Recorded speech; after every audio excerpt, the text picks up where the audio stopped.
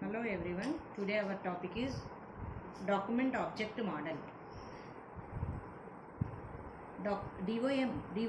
DOM stands for document object model. Which defines a way to access and manipulate documents.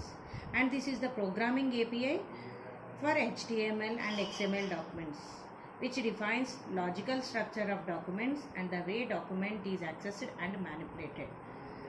And this can be used with any programming languages, and it presents the XML document as the tree structure, and DOM is a collection of nodes organized in a hierarchy.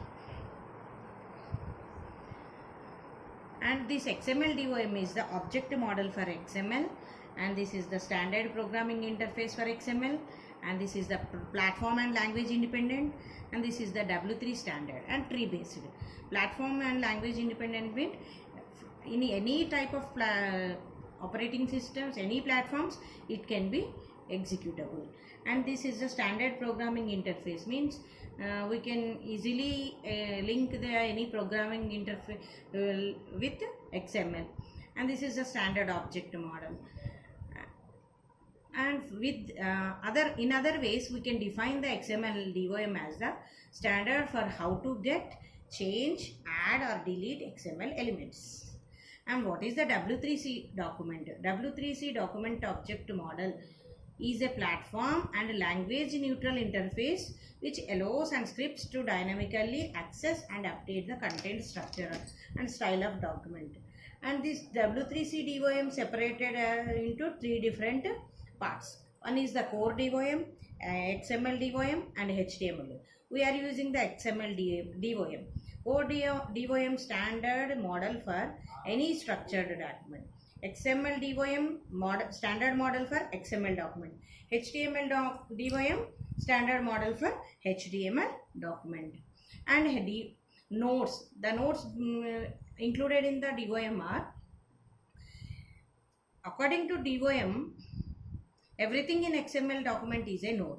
The entire document is a document node, attribute is a attribute node, comments is a comment node, elements is a element node, and text in the XML document are, the text which is present in the XML document are the text nodes. So everything in the XML can be specified as the node. For example, here we have taken as the one example, that is the bookstore element, which consists the sub elements book, and which again consists the sub elements title, author, year, price, and book is closed. In the book we have the one attribute, that is the category, that is the CS. Okay, here this is specified in the tree structure, that is the bookstore is the root element. Here this is the parent for the book. Here I specified the only one example, that which book belongs to the CS, that is the first child. If we specify here book is another category, that becomes the next child, that's why like this.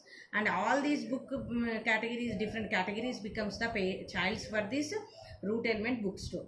And first child, this is the element, that is the book, any number of book elements can be added.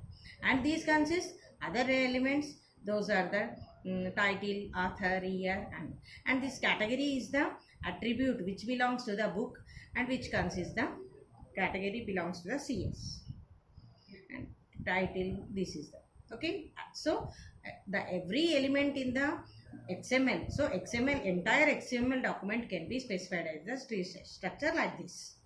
And the properties belongs to the DOM are x dot node name. Here x is the node object, which this property specifies the name of the x, and x dot node value, the value of the x, parent node, x dot parent node, the parent node of x object, child nodes, the child nodes of x object, how many children nodes each consists, it displays. Okay, x dot attribute, the attribute of x.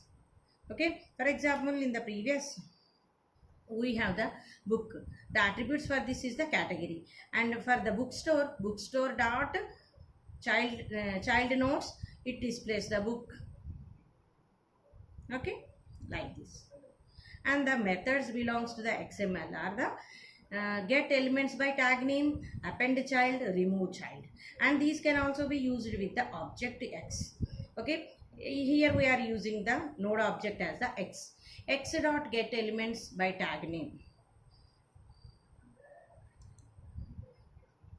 And here we are passing the name as the parameter get all elements with a specified tag name. It gets the specified names elements can be displayed with this element. And append child is used to insert the child node for the specified node x. Remove a child node from the specified object x.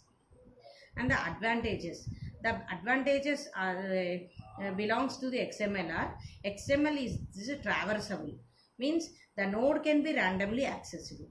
It can be accessed one or more times.